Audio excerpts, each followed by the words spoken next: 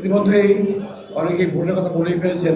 তারপরে বলছি আমি, ভোট আপনারা দেবেন বলেছেন এবং এই ভোটটা দিতে হবে যথাসময়ে। একটি চক্র ভোট ব্যাহত করার জন্য চেষ্টা করছে। এই চক্রটি কিন্তু নতুন না, শকুনের একটি দল 1971 সালে বাংলাদেশকে মেনে নেয় নাই। এখন পর্যন্ত এই দেশের স্বাধীনতা সার্বভৌম থেকে তারা মেনে নিতে পারছে না। তারা সকাল দুপুর সন্ধ্যা বিএনপির বিরুদ্ধে প্রচারণা চালিয়ে যাচ্ছে এবং অকথ্য ভাষায় কথা বলছে। বিএনপি ক্ষমতায় নাই বহুদিন, 2007 সালের পর থেকে এই পর্যন্ত বিএনপি ক্ষমতায় নাই, কিন্তু তারা এখন বিএনপিকে ক্ষমতাসীন ধরে নিয়ে বিএনপির বিরুদ্ধে কথা বলছে। অথচ ক্ষমতায় কিন্তু আছে ওরাই যারা আজকে কথা বলছে। আজকে জামাত ইসলাম এবং তাদের বাচ্চারা আজকে ক্ষমতায় আছে। এটা আমার কথা না, এই দেশের প্রধান ব্যক্তি তিনি বলেছেন যে ওরাই আমাকে অ্যাপয়েন্টমেন্ট দিয়েছে। আপনারা শুনছেন না এটা, যে ওরা আমাকে অ্যাপয়েন্টমেন্ট দিয়েছে।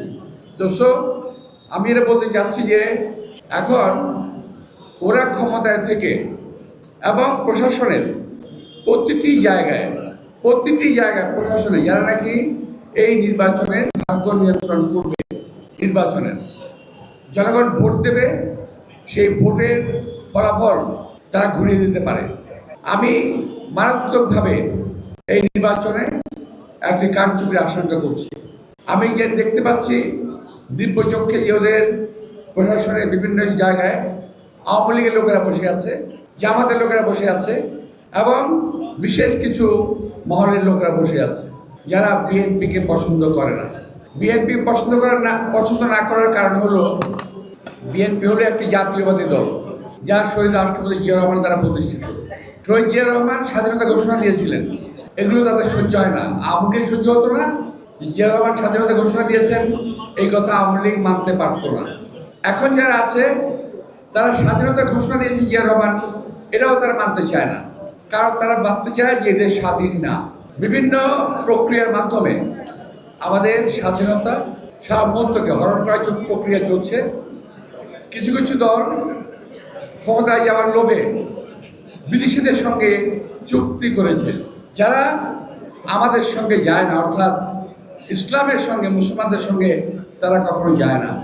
কিন্তু একটি দল ইসলামের নাম দিয়ে, ইসলামের নাম বিক্রি করে তারা ক্ষমতায় যাওয়ার চেষ্টা করছে বিদেশের সঙ্গে চুক্তি করে, এবং তাদের ছানাপোনারাও সেই জায়গায় গিয়ে নেমে পড়েছে।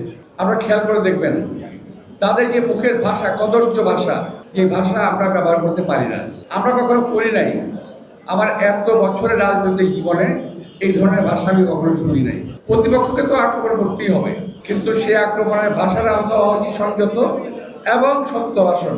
ধর্মের কথা বলেন, দাড়ি রাখেন, টুপি পরেন, আবার মিথ্যা কথা বলেন অনর্গল। মিথ্যা কথা বলতে পারা মুখে বাঁধে না ভাই। আমরা লেবাসদারি নই, কিন্তু আমরা সাচ্চা মুসলমান, আমরা কখনো মিথ্যা কথা বলি না। আমাদের ইমান আছে, ইমানে বিশ্বাস করি, আমরা আল্লাহ বিশ্বাস করি, খোদা বিশ্বাস করি, তার ধর্ম করা বিশ্বাস করি। সুতরাং মিথ্যা কথা আমরা বলিও না, বলতে চাইও না। নির্বাচনী জেতার জন্য মিথ্যা কথা বলতে হবে কেন? কি দরকার আছে? আমি বলবো যে আমি কি করেছি নির্বাচনের জন্য, আমি বলতে পারি যে আমি কি করেছি, আমি বলতে পারি আমি কি করব। এসেই বিএনপি সম্পর্কে, আমার নেতা তারেক রহমান সম্পর্কে, প্রার্থী সম্পর্কে আপনার জঘন্য ভাষায় কথা বলতে থাকেন। তো এতে আর যাই হোক, আপনারা খুব লাভবান হচ্ছেন আমি মনে করি না। কিছু কিছু ব্যক্তির দ্বারা আপনার প্রভাবান্বিত, যারা এই দেশে থাকে না, এই দেশের স্বাধীনতা সার্বভৌমত্বে বিশ্বাস করে না, যারা বিদেশে থাকে, বিদেশ থেকে কথা বলে তাদের কথা মতো আপনারা ডায়লগ দেন, বক্তৃতা দেন, কথা বলেন অসভ্য ভাষায়, নোংরা ভাষায়। আমি বেশি কিছু বলতে চাই না। দয়া করে এদেশে মানুষকে বোকা ভাববেন না, এদেশে মানুষের সঙ্গে প্রতারণা করবেন না। যা বলবেন সত্য বলবেন, সত্য বলে ভোট নেন, পাস করেন, কোনো অসুবিধা নাই। কিন্তু মিথ্যা কথা বলে, ষড়যন্ত্র করে কোনো পরিস্থিতিতেই যদি নির্বাচনে বা কিছু করার চেষ্টা করেন, সেটা আমরা মেনে নেব। আমি যারা বলছিলাম যে একটি চক্র চাচ্ছে কোনোভাবে হলে, যে কোনোভাবেই হোক, একটা বিশেষ দলকে ক্ষমতা নেওয়ার জন্য। যদি না পারে নির্বাচন ভোট করার জন্য না। এই দেশের লোক অনেক কষ্টে, অনেক যুদ্ধ করে, অনেক রক্ত দিয়ে 17 বছর ত্যাগ তিতিক্ষার বিনিময়ে এই ভোটের অধিকার অর্জন করেছে।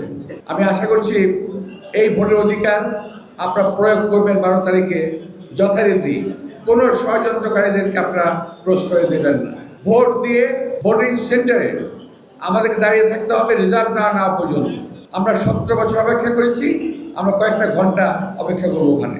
বাই রোটেশন পাহারা দেবো, পোলিং সেন্টারে যেন কেউ গন্ডগোল করতে না পারে। আমরা শুনেছি অনেক রকম প্রক্রিয়া হচ্ছে, সেই প্রক্রিয়ার ফাঁদে আমরা পা দেব না। আমার ছোট ভাই রফিক বলেছেন যে এখন যে আমি যেভাবে আছি এটা আমার সঙ্গে যায় না। কথাটা ঠিক, এটা একেবারে মিথ্যা কথা বলে নাই। তবে আমি কার সঙ্গে যুদ্ধ করব? আগে করেছি আমাদের সিনিয়র নেতাদের সঙ্গে করেছি, সিনিয়র আমাদের সবাই বয়সী, এখন এমন কেউ নাই। এরা প্রলাপ করবে, সেই প্রলাপের জবাব আমি দেবো না। আমি ওদের পাতা ফাঁদে পা দেবো না। ওরা চাচ্ছে কি জানেন, যে আমি কোথাও না কোথাও একটা গন্ডগোল করি। আমি সে গন্ডগোলে যাবো না ভাই, তোর যত চেষ্টাই করো। কোনো গন্ডগোল ঝগড়া ফেসাতে আমি নাই, কিন্তু যখন দরকার ছিল তখন করেছি। রাজপথে লড়াই করেছি, মুক্তিযুদ্ধে লড়াই করেছি, আবার যখন প্রয়োজন হবে লড়াই করব। কিন্তু নির্বাচনের আগে আমি কোনো যুদ্ধে জড়াবো না।